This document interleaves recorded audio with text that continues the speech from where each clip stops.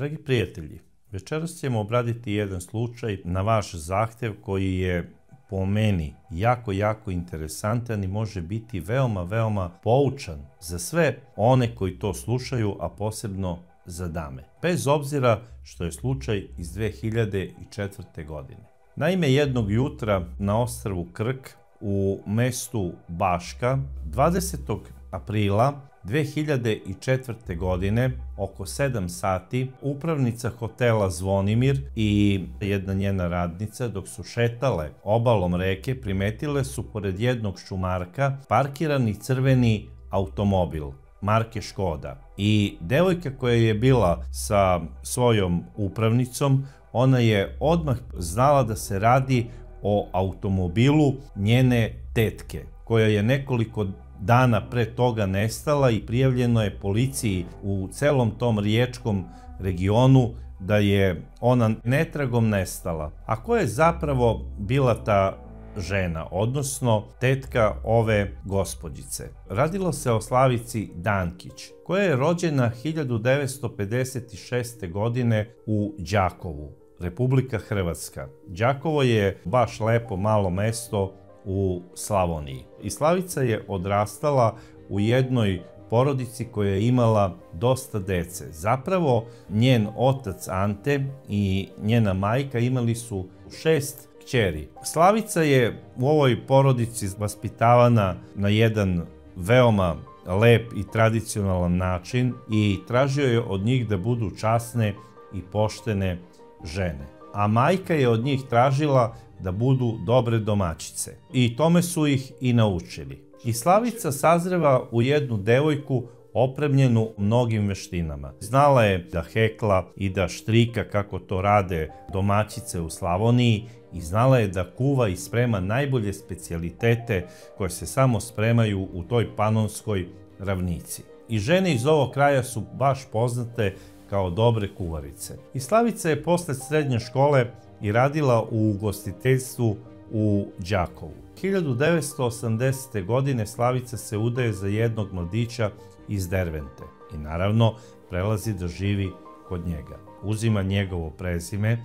1982. godine rađa se i njen sin. Ona je u ovom braku bila 12 godina i samo njoj iz danih razloga 1992. godine ona je podnela zahtev za razvod braka i razvela se od svog supruga, što u to vreme apsolutno i nije bilo čudno, naročito ako je u pitanju bio mešoviti brak. Bilo kako bilo, Slavica se znači razvodi, sin po sopstvenoj želji ostaje da živi kod oca, a ona se vraća svojim roditeljima u Đakovo. Njene sestre su se u međuvremenu sve poudavale, to je sada velika i harmonična familija. Obilaze se, poštuju se, pogotovo ona je jako bila bliska sa svojim sestrama, apsolutno nije imala nikakvih tajni. Nastavlja i dalje da radi u ugostiteljstvu u Đakovu i jedna njena prijateljica joj daje predlog da bi one trebale da idu da rade u toku letnje sezone u Primorju.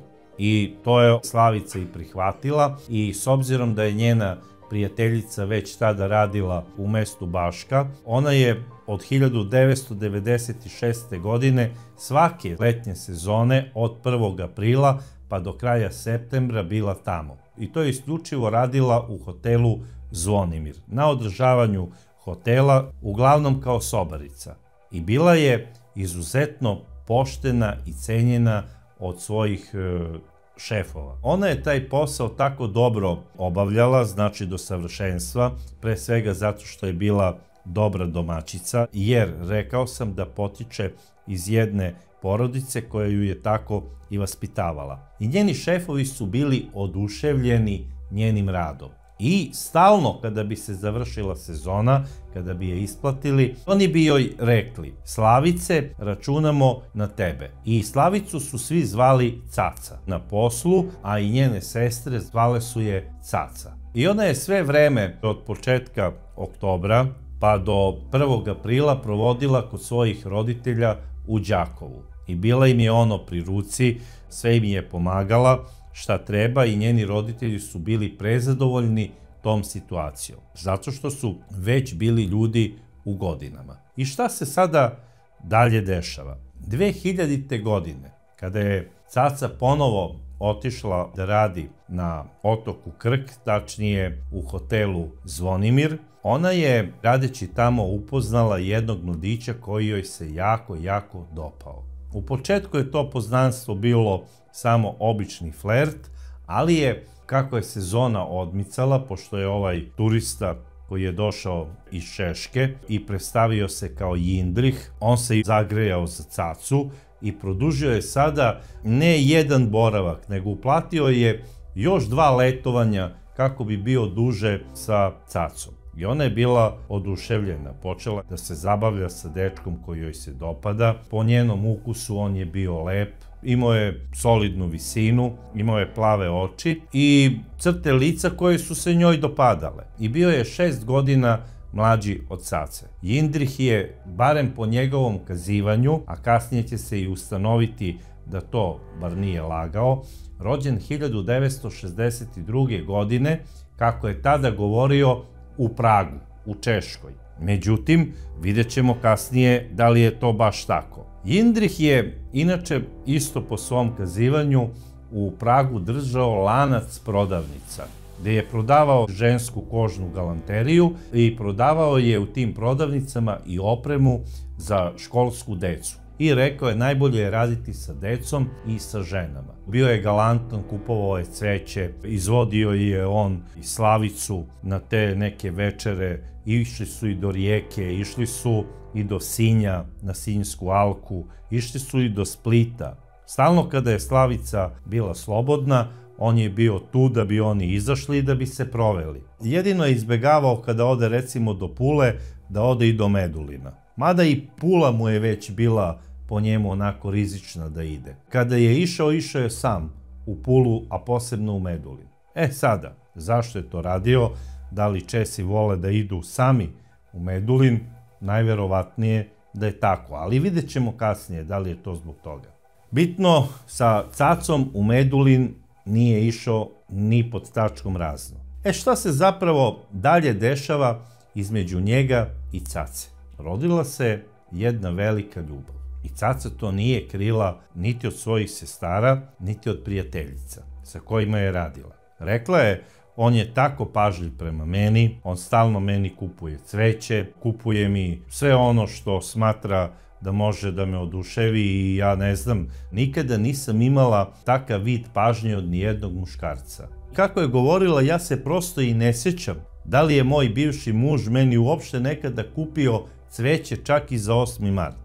Sada, da li je to bilo tako ili je Caca sada malo preterivala kako bi predstavila svog izabranika, odnosno svog novog dečka u što boljem svetlu i u nekom džentlmenskom maniru, to je samo ona znala.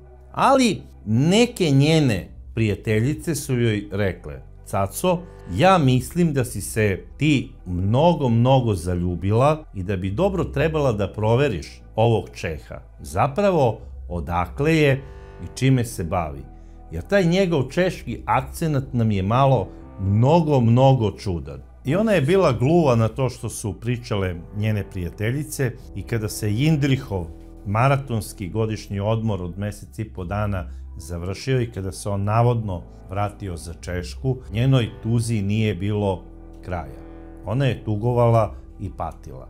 Caca se ozbiljno bila zaljubila u Jindriha.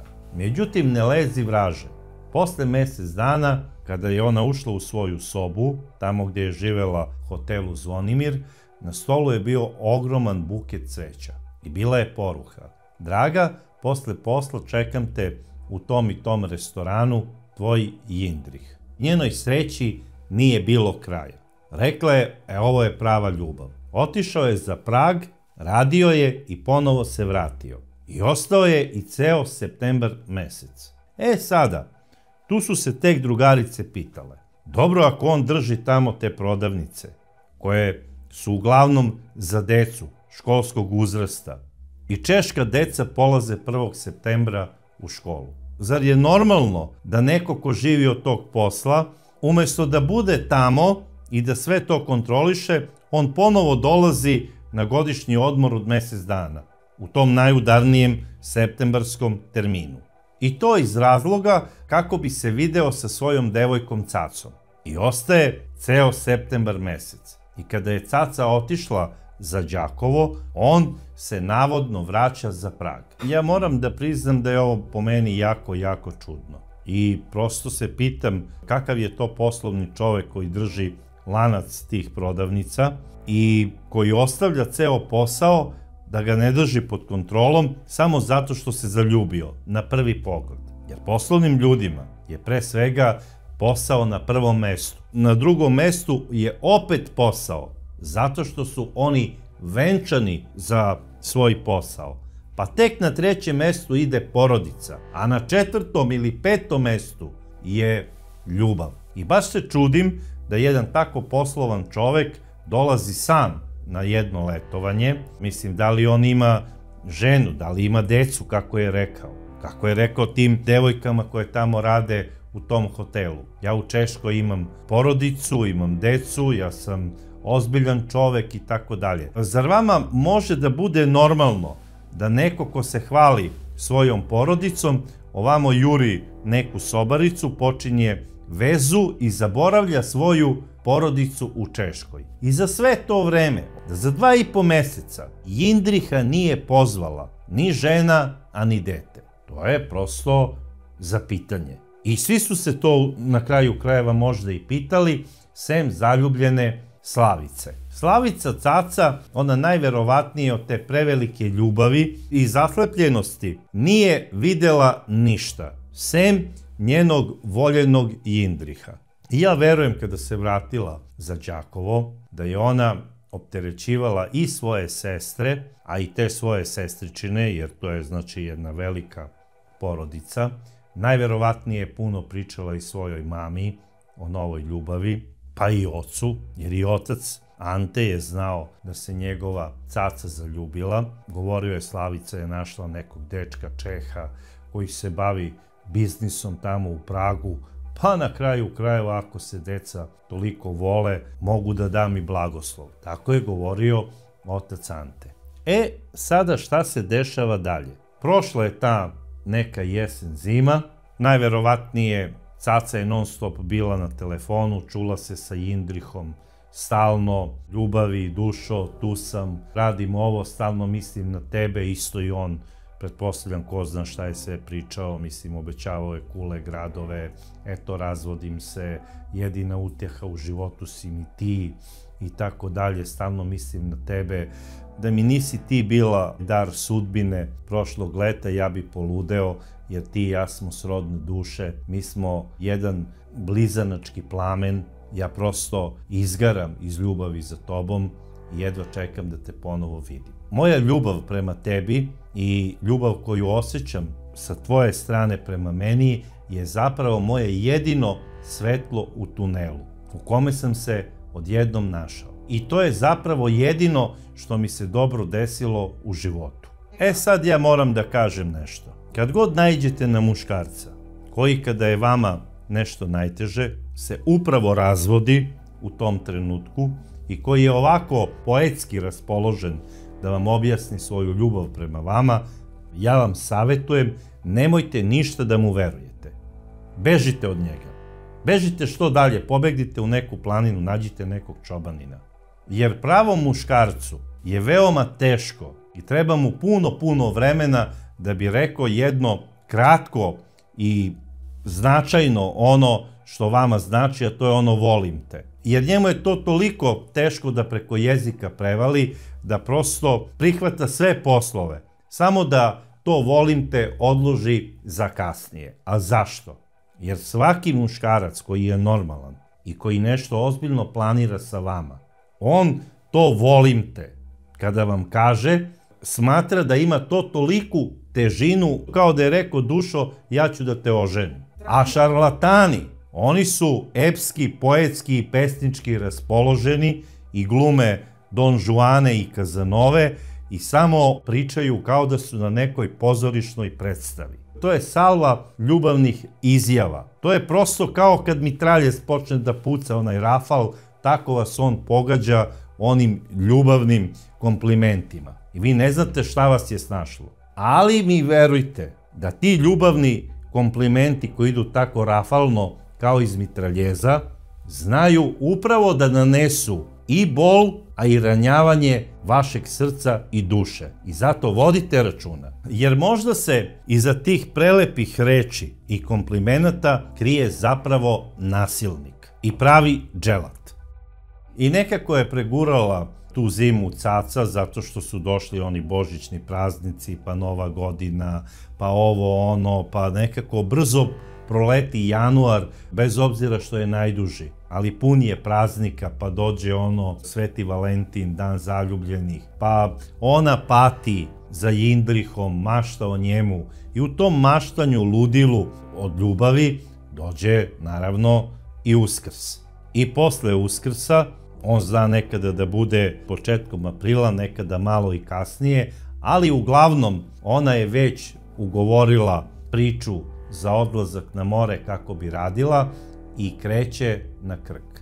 Došao je taj dan 2001. godine, počela je da radi, tamo se srela sa svojim koleginicama koje nije videla čitave zime, povela je ona i svoju sestričinu kako bi ona ponovo tamo radila. Ta sestričina je znači sada drugu sezonu i bila je svedok upoznavanja njene tete Cace sa Jindrihom. Znači Slavica je jedva dočekala početak nove turističke sezone na ostrvu Krk. Počinje da radi znači u hotelu Zvonimir i malte ne nije prošlo ni pola aprila, na njeno opšte oduševljenje, a na iznenađenje svih tamo njenih poznanica i prijateljica, pojavio se jedan veliki buket cveća sa ogromnom bombonjerom i sa porukom gde je pisalo: draga Caca, ja te volim, tvoj Jindrih. I odmah uveče za večerom u tom istom hotelu Zvonimir pojavio se Jindrih i Cacinoj sreći nije bilo kraja. Ona je bila ubeđena da je ovaj čovjek zaista zaljubljen u nju i da je to nešto što, mislim, obećava. Sada je bila sigurna da će se ona 100% udati za ovog čoveka ako joj on bude ponudio brak. Krenulo je i to dugo toplo leto 2001. godine i na opšte iznenađenje svih tamo zaposlenih u hotelu Zvonimir, sem Cacinog, ona nije bila iznenađena, ona je bila oduševljena. Jindrih je ostao čitavog leta.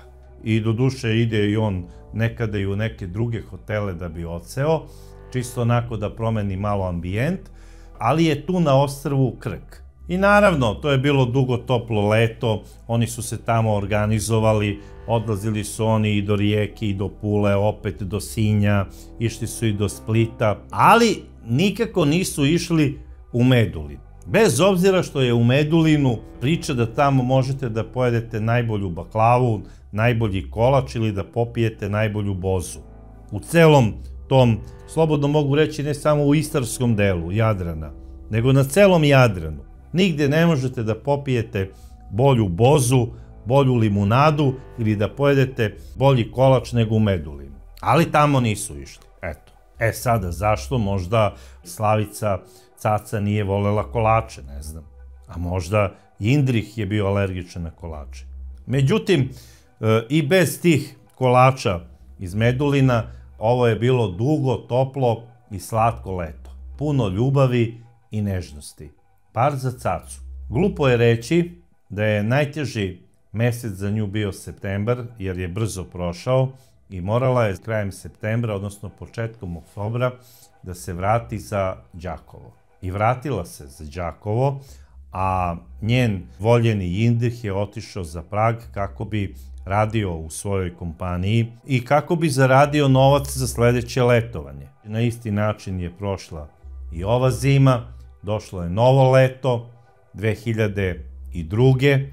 Opet ista priča, međutim 2003. godine Jindrih je zaprosio Cacu i njenoj sreći nije bilo kraja. Sada je ona bila sigurna, ona se udaje i ide za Prag. Ali na kraju te letnje sezone Caca zove svoje roditelje i pričala je sa svojim ocem Antom. I rekla je, tata, ja dolazim sa svojim novim dečkom da vas upoznam sa njima, na kraju krajeva hoće i on da upozna vas i hoću da vam kažem da ja njega puno volim i da hoću da se udam za njega jer me je upravo zaprosio. Ante nije znao šta da kaže, nego je rekao, pa dobro draga kćeri, ako ti smatraš da je on vredan tebe i da hoćeš da se udaš za njega, ako misliš da te voli, vi ste dobrodošli, ja ću se truditi da vas što bolje ugostim i samo mi kažite tačno kog dana dolazite. I ona je rekla, mi dolazimo zadnja nedelja septembra, bit će Jindrih tamo 3 dana i onda će morati zbog posla da ide nazad za Prag. Ante je rekao, dobro, dobrodošli. I tako je i bilo. Krajem septembra Jindrih i Slavica dolaze, tu je došla cela familija, kako bi svi upoznali Jindriha. Međutim, od 5 sestara, od 5 zetova i od ko zna koliko nećaka i nećakinja, Jindrih se nikome nije dopao, a nije se dopao ni Slavičinim roditeljima. Prvo, moram da kažem iz nekoliko razloga. Prvi razlog je taj što bio je mnogo nedorečen ko je, odakle je i čime se bavi. Jer znate kako to roditelji znaju da ispitaju, pogotovo očevi. Drugo, prilikom tog razgovora Jindrih nije imao na umu da je stari Ante bio pripadnik Jugoslovenske narodne armije, da je služio vojsku u JNA. I ni manje ni više nego je bio intendant, bio je kuvar. Obično, kada je neko iz Slavonije i Srema, oni ga gurnu da bude intendant. Zato što su, znači, dobri kuvari, znaju, dobri su mesari. E sad, šta je druga priča, druga strana te medalje iz bivše JNA? Pored, znači, Slavonaca i Sremaca koji su bili dobri mesari i kuvari, u intendantskoj službi bivše JNA je treća, znači, grupacija po brojnosti koja je služila tamo, zapravo bila sastavljena od Albanaca. A zašto? Jer su oni bili najbolji pekari i poslastičari. I onda oni su radili tamo te poslove u pekarama i neki su radili ovamo i u kuvanju, ali uglavnom su bili pekari. Jer niko nikada nije mogao da mesi bolji hleb i da mota bolji burek od Albanaca. Tako da su oni bili intendanti, uglavnom. E zašto sad to pričam? Zato što je Ante imao mnogo kontakta s Albancima i znao je kako oni pričaju. I koliko god da je neki Albanac školovan, on ima svoj akcenat govora. Kao što ja imam svoj akcenat govora. I odmah je stari Ante provalio Jindriha da on nije Čeh nego Albanac. I to je rekao svim članovima njegove porodice, kada je Jindrih bio otišao nešto da prošeta tamo Đakovom, kako bi razgledao gradić. On je rekao, ne sviđa mi se ovaj Čeh jer mi liči na Albanca. Pre svega, njegova vilica je apsolutno u tom fazonu. Sad ja ne znam kakve to vilice imaju Albanci, ali tako je rekao Ante. To je kasnije izjavio i pred sudom. Da je on odmah po vilici i po načinu izgovaranja određenih reči, a i po nosu, znao da je Jindrih Albanac. Pogotovo kada izgovori neku reč koja sadrži slovo L. I to baš onako kada pred Antom kaže ljubavi moja sljavice. Jer oni to L kažu ono kao ljopata. I ovo nije vređanje Albanaca. Mislim, ja izgovaram neke reči onako kako ja izgovaram, pa imam problem, ali mislim šta ću, tako pričam. E sada, Ante je to provalio i kasnije je i rekao. Čuo sam ga odmah kada je rekao sljavice, hoćemo li da prošetamo. Ma mislim, kraj priče. I zamislite kako se njen otac u tom trenutku osjećao, posebno kada je njegova supruga služila kolače, između ostalog, i baklavu. I tu je Jindrih rekao, baklavu ne jedem. A mislim, i ja bi provalio, da budem iskren, da je Jindrih Albanac. Ako tako kaže, baklavu ne jedem, 100% je Albanac. Da ne bude da je sada ovaj mladi čovek smetao njenom ocu što je Albanac. Ne, njemu je smetalo što je Čeh govorio kao Albanac. A zašto mu je smetalo? Da je on došao i da je rekao: gospodine Ante, ja sam Albanac, živim u Češkoj, tamo radim, imam neke prodavnice, prodajem neke stvari, došao sam na more, zaljubio sam se u vašu ćerku, Ante bi mu odmah dao blagoslov. Međutim, on se pita zašto bi jedan Albanac, jer on je znao Albance iz onog perioda, znači JNA, koji su važili za veoma časne i poštene ljude. Jer kod Albanaca je najveći smrtni greh lagati i ne govoriti istinu. I oni su bili poznati po tome da kada nešto kažu, da je to ta priča. Svaki Albanac koji laže, on je ili prevarant ili ima jako veliki i opasni razlog za to. I to je ono što je brinulo cacinog oca. Zašto jedan Albanac se predstavlja kao Čeh? Da li je njemu neko uopšte video lična dokumenta? I pitao je cacu u 4 oka: drago dete, da li si ti videla pasoš ovog tvog budućeg verenika? Pa kaže: nisam, šta će mi njegov pasoš? I Ante je pitao svog budućeg zeta: izvini zete, došao si na 3 dana, ostajete ovde 3 meseca. Jer ja moram da idem da prijavim tvoj boravak u policijskoj stanici. A da bi to uradio, treba mi tvoj pasoš. Ako nećeš da mi daš tvoj pasoš, pođeš lično sa mnom do policijske stanice.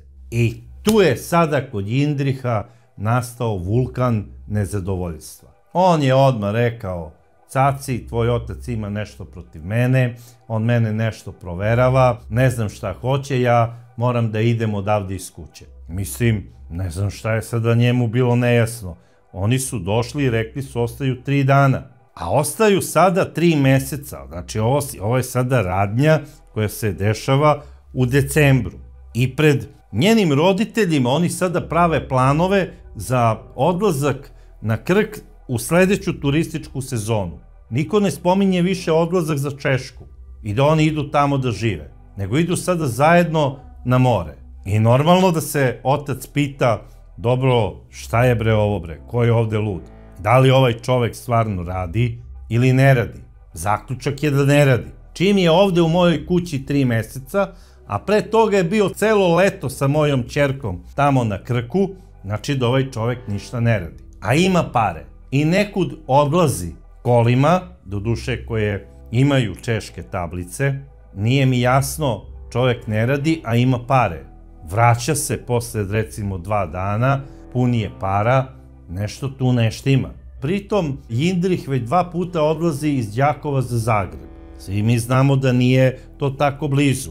A kada neki stranac odlazi u glavni grad, recimo u Zagreb, da ima neke ozbiljne poslove tamo. Koje je to posao Jindrih mogao da obavlja? I Ante je počeo da se raspituje. Pitao je neke ljude, pitao je čak i neke svoje prijatelje policajce da zaustave, da ga legitimišu, da uzmu njegove papire, pasoš, vozačku i da provere ko je zapravo on. Ali šta se dešava? U tom periodu Jindrih, zato što je došao do zaključka da Slavičin otac njega ne voli, on odlazi u Osijek i u Osijeku iznajmljuje stan. To je bilo pred Božić 2003. I on zove cacu da ona dođe kod njega. I na opšte razočarenje njenog oca i majke ona prihvata. Odlazi da živi sa svojim dečkom u Osijek. I to je jako iznerviralo njenog oca. Međutim, to je izbor njegove ćerke Slavice. I prošao je Božić, prošla i Nova godina, Slavica se pojavljuje, ne da bi čestitala praznike svojim roditeljima, nego onako dolazi sa stvarima kako bi ostala na duži vremenski period. I otac je odmah primetio da ima plavetilo oko očiju, što nije posledica lošeg šminkanja, nego najverovatnije nekog nasilja. I odmah su seli sa Slavicom, pitali su je: dobro Slavice, o čemu se radi? Ona je rekla: ja više ne mogu da živim sa Jindrihom, on je mene nekoliko puta premlatio. Otac je izašao do ulice, pomogao je da Slavica iznese iz svoje crvene Škode stvari koje je imala, uselili su se, nije prošlo ni 2 dana, počele su da stižu pretnje preko telefona. Jindrih je pretio Slavici, govorio je kako će da dođe da ih sve pobije. Čak je njenom ocu rekao da je on jedan običan. On je to valjda tako hteo da ga isprovocira, da ga uvredi, ne znam. Sve ću da dođem da vas pobijem i ne samo vas, celo vaše naselje ima da zapali. E sada, zašto to nije Slavičin otac odmah prijavio policiji, ja stvarno ne znam. Ali te pretnje nije prijavljivala ni Slavica, nije prijavljivao niko. Ona je čak u jednom trenutku priznala svojoj majci da je on nju tukao i na letovanju. I sada mi nije jasno zašto je ona njega uopšte dovela kući, da ga upoznaje sa roditeljima, ako je on tamo istukao na tom letovanju. Takođe mi nije jasno, posle njegovog odlaska za Osijek, zašto je otišla kod čoveka da živi tamo u stanu, ako zna da je nasilan i da je pokazivao nasilje nad njom. I na kraju krajeva, ja sam ubeđen da je Slavica morala da zna njegovo ime i prezime. I morala je da zna da se Jindrih ne zove Jindrih, nego da se zove Ajladin Krasnići. I da nije rođen u Pragu, nego u selu Leskovcu, pored Prizrena. I da je proteran iz Češke kao persona non grata, zato što je prevarant. I da ne sme od straha da se pojavi ni u Pragu, niti dole na Kosovu, jer bi ga ubili Albanci. Jer Albanci ne vole prevarante. A on je varao svoje zemljake, koji su pošteno i časno zarađivali u Češkoj. I uzeo im je dosta novca na tim prevarama. I iz tog razloga nije ni išao u Medulin pored Pule. Jer svi znamo da 50% Albanaca koji živi u Medulinu su iz okoline Prizrena. Jer Prizrenci su najpoznatiji poslastičari, pekari i sve ono što znači rade, oni trbuhom za kruhom su živeli po celoj bivšoj Jugoslaviji. A u ovom gradu, znači sve poslastičarnice, sve te kafiće, pizzerije drže oni. Eto, zato on nije sa cacom odlazio tamo do Medulina, jer se plašio da ne sretne nekog svog zemljaka iz Prizrena, kome duguje novac i taj isti bi ga možda prebio tamo. I ko zna koliko je samo njih zapalio. A na kraju krajeva, Albanci su tako povezani da kada prevarite nekog tamo i u Pragu, to se čuje i u Medulinu. A još brže u Prizrenu.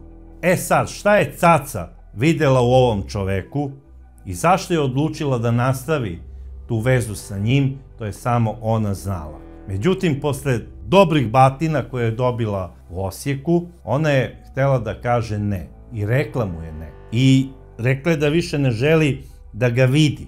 I kada je jedna od njenih sestara htela da ode do policijske stanice i rekla idemo zajedno sada u policiju, ti i ja, kako bi dali prijavu protiv Jindriha, pa neka policija ustanovi ko je on. I na kraju krajeva neka ga proteraju iz Hrvatske. Znate šta je caca rekla? Pa nema potrebe za tim, on je sada prešao da živi u Rijeku. I stvarno, Jindrih je iz Osijeka, zapravo Ajladin Krasnići, otišao za Rijeku. I čekao je novu turističku sezonu. Bar tako govori direktorka hotela Zvonimir. Da je Jindrih, konspirativno ime Jindrih Krasnići, naravno ona nije znala da mu je to prezime, da je zvao bezbroj puta da pita za datum dolaska gospođe Cace. I direktorka, znajući da su oni u ozbiljnoj vezi, ona je rekla dolazi posle Uskrsa. I 8. aprila Caca sa svojom sestričinom ponovo dolazi da radi novu turističku sezonu. One su se smestile, svaka je dobila svoju sobu i počele su da rade poslove koji se traže od njih. Caca je rekla da nju Jindrih više ne zanima, da je ne interesuje ni da li je Čeh ili je možda iz Gruzije ili ko zna iz koje zemlje, apsolutno je to ne zanima, jer ne želi ništa da ima s njim. I šta je nateralo Cacu? Da ona ode, da se nađe sa Jindrikom, jer to nije rekla svojoj nećaki, nego je rekla jednoj prijateljici, ide da se nađe sa Jindrihom, 15. posle posla, ona je otišla da se nađe sa Jindrihom kako bi otišli do Crkvenice. Tamo će otići na jednu večeru i da uz čašu vina oni rasprave šta imaju. Ne znam zašto je to uopšte odlučila da se vidi sa njim i ne znam šta ju je na to nateralo. Ona je svojim crvenim automobilom otišla do motela gde je Jindrih iznajmio apartman. Zapravo, kako kaže vlasnica tog apartmanskog kompleksa, on se predstavio kao Alen Krasnići. Kada mu je ona potražila pasoš kako bi popunila tamo u knjigama njegove podatke, kako bi ga zavela i prijavila između ostalog policiji, on nije hteo da da svoje dokumenta, nego je on na papiru napisao ono što treba. I nije stavio znači Ajladin, nego je stavio Alen Krasnići. I sad, da bude ironija još veća, napisao je da je njegovo mesto rođenja Prag. Ne znam kako sve to nije bilo sumnjivo i toj dami koja se bavi ugostiteljstvom, koja je vlasnica apartmanskog kompleksa, i Ajladin je kod nje, odnosno Alen Krasnići je kod nje iznajmio apartman 1. aprila. I šta se sada dešava dalje? Tog 15. kada je Slavica otišla da se vidi, znači sa Jindrihom, jer zvaćemo ga i dalje i jednim i drugim imenom, do određenog trenutka, od tada joj se gubi svaki trag. I niko nije znao gde je i niko nije mogao da je dobije na njen mobilni telefon. Oni su je zvali svi, zabrinuli su se, nema je na poslu. Ujutru njena nećaka, odnosno sestričina, otišla je kod direktorke i rekla je: direktorka, moja teta nije došla sinoć, nije se pojavila ni jutros na poslu, ja se strašno brinem, ja nemam ključ od njene sobe, molim vas pozovite glavnu domaćicu kako bi nam otvorila vrata da vidimo da li je ona uopšte tamo, možda joj nije dobro.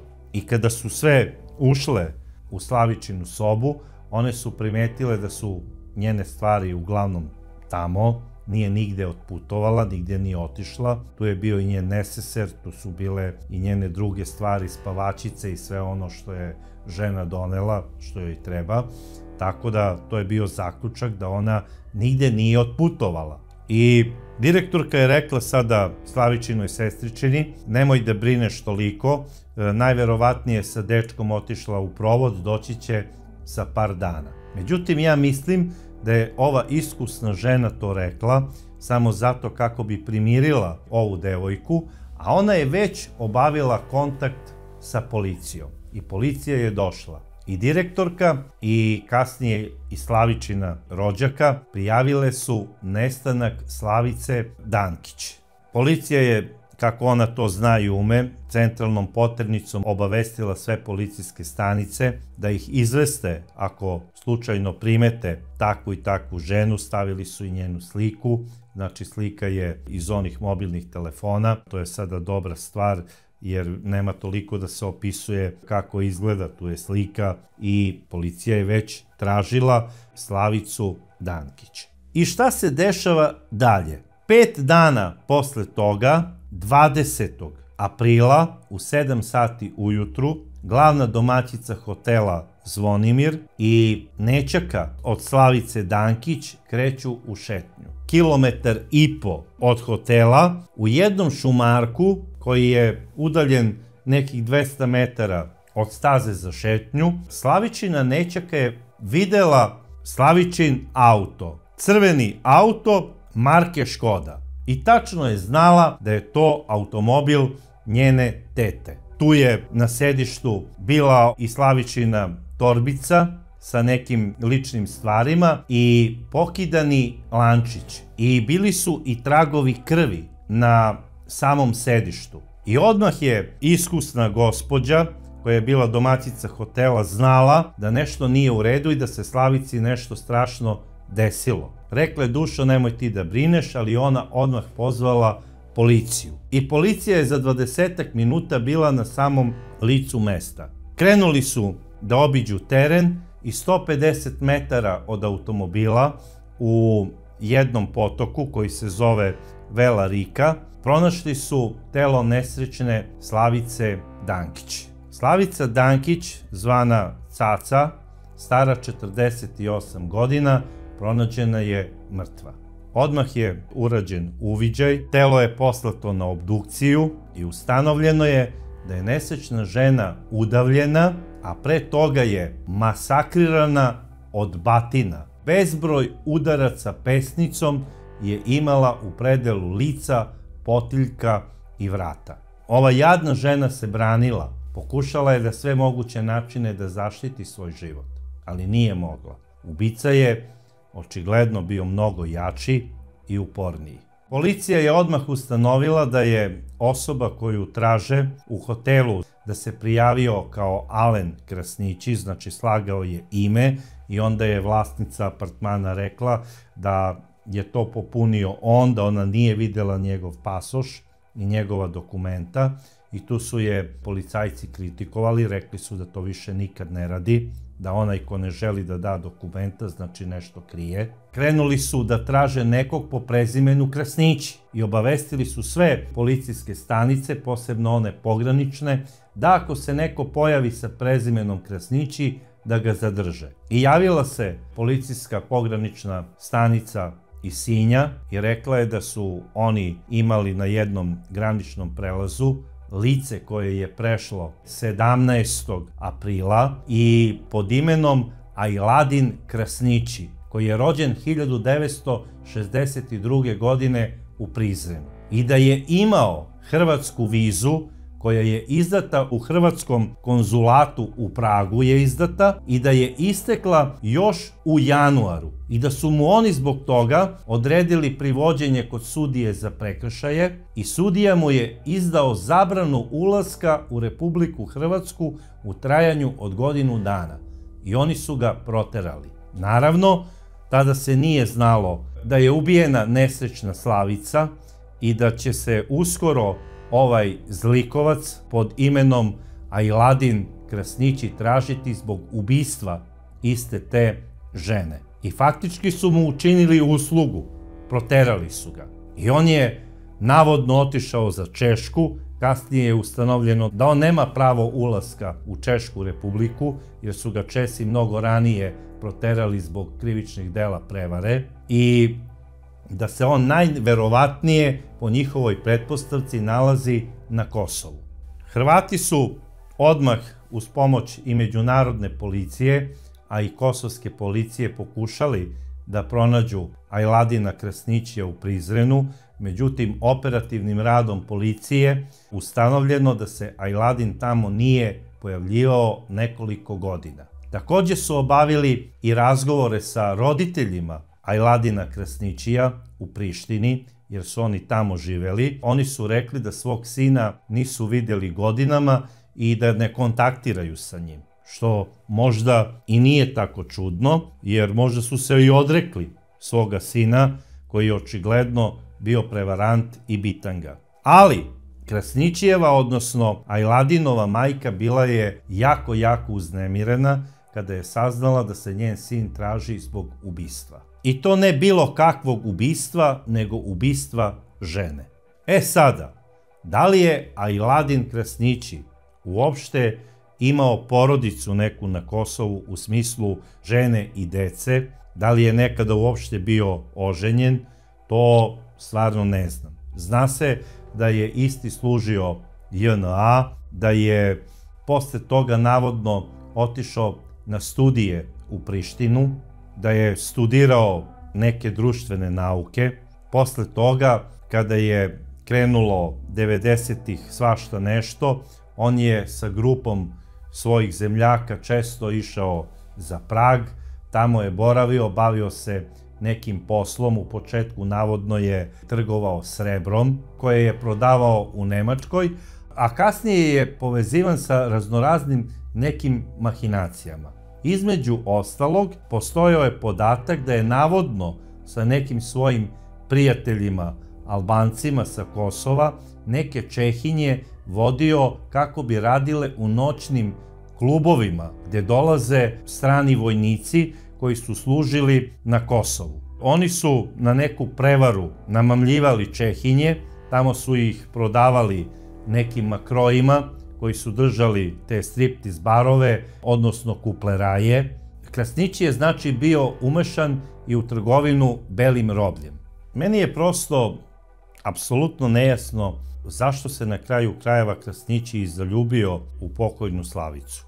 I kao što sam rekao, ljubav ne bira, ali on je znači bio sa njom samo zato što je zaljubljen. Ona nije bila bogata, nije mogla znači da ga finansira. On je bio taj koji je plaćao ta njihova zadovoljstva i provode. On nije radio, bar da se zna, nije radio drogu, nije radio ubistva, niti je bio član neke mafijaške organizacije.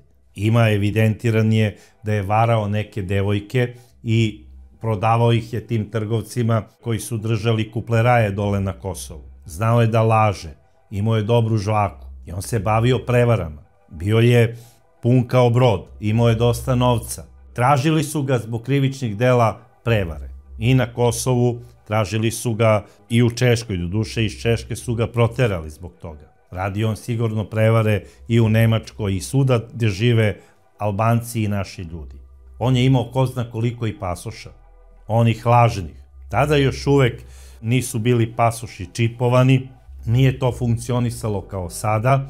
Mogo je onda neki lažni pasoš da u nekom hotelu da se zove Pera Perić, a da svoj pravi pasoš drži kod sebe. To je osoba koja je sklona da se predstavlja u tim lažnim identitetima. Bitno da od tog trenutka kada je policija Sinja njega privela kod sudije za prekršaje, on više nije viđen. Tada ga je policija zadnji put videla. Ne samo Hrvatska, nego uopšte Interpol. Jer ovo lice je na crvenoj poternici Interpola. Slavičin sin iz prvog braka, on sada živi u Lionu, u Francuskoj. Unajmio je advokata i interesovao se da ide u samu direkciju Interpola, da se raspita dokle je stiglo to sa potragom za Ajladinom Krasnićijem. I oni su mu rekli da oni nemaju saznanja gde bi ovaj čovek mogao da se nalazi i da li je uopšte živ. Tražili su ga svuda. Tražen je navodno da je viđen i da je boravio kod nekog svog prijatelja u Nišu, u Srbiji. I to je provereno, uopšte se nije radilo o njemu.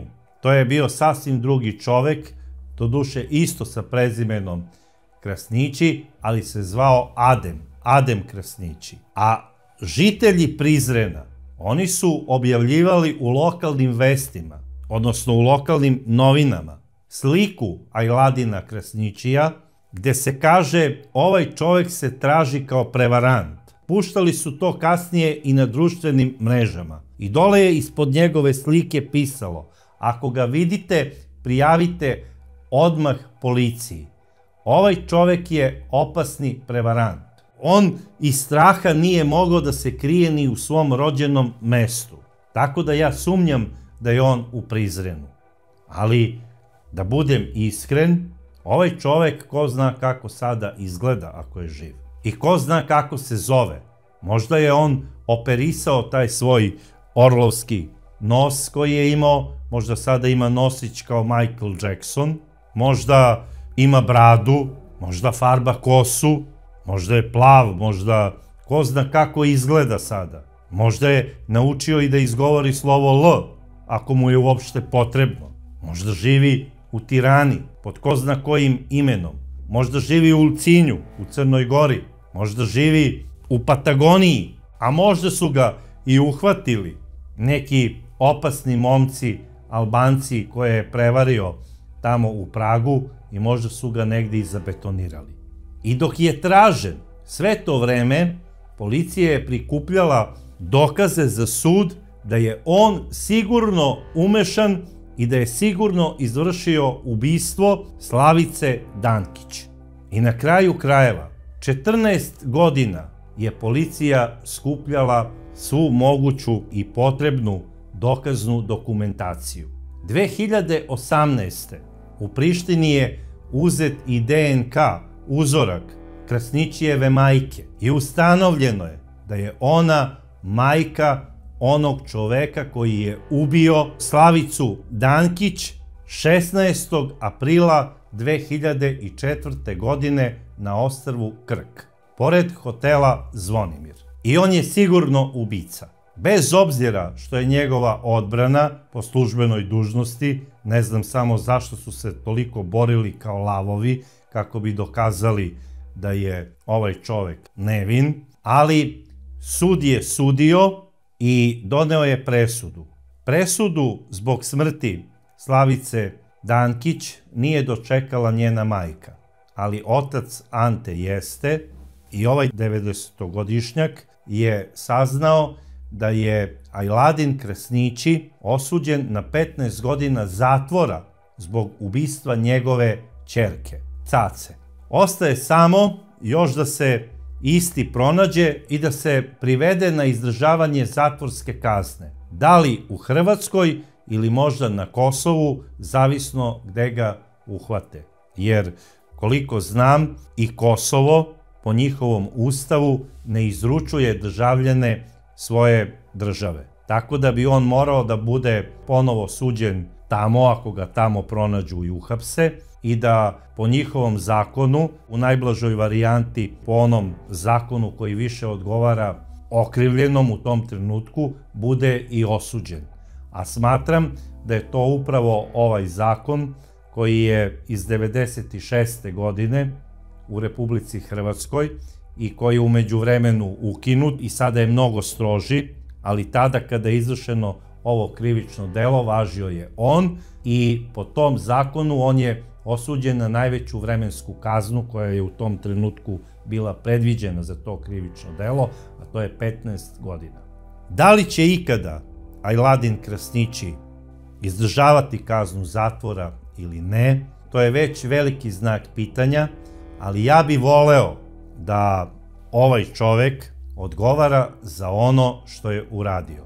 Ako bude nedostupan ovim zemaljskim sudovima, ja se nadam da će ovaj čovek odgovarati pred Božjim sudom i da će tamo goreti u paklu.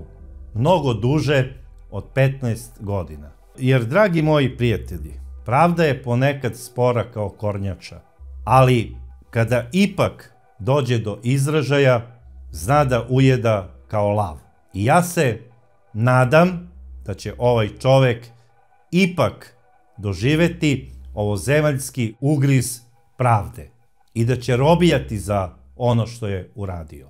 Jer ovo je klasičan način femicida protiv koga se mi borimo i neka smrt ove jadne žene bude opomena svima vama i neka bude pouka da ne utrčavate u nikakve veze ako niste dobro proverili ko je taj vaš Don Juan iz neke strane zemlje, bez obzira da li je to neka egzotična zemlja tamo iz Afrike ili sa Bliskog istoka ili sa zapada. Nemojte grlom u jagode ići sa bilo kim. Pogotovo to morate savjetovati svojoj deci, jer svedoci smo da se na našim prostorima sada kreću čitave horde ljudi sa Bliskog istoka i iz Afrike.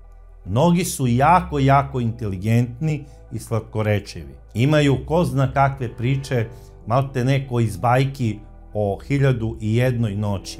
Međutim, ko zna kakvi se zlotvori kriju iza tih slatkih reči.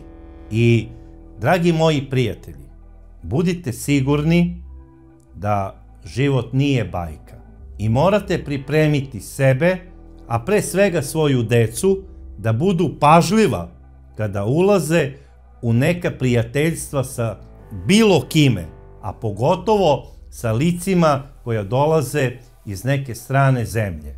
I da budu krajnje oprezna i prema onima koje znaju samo preko društvenih mreža. Ja ne znam šta vi mislite o svemu ovome, ali ja bih to voleo da čujem u vašim komentarima. A do sledeće čudne priče, ja vas pozdravljam.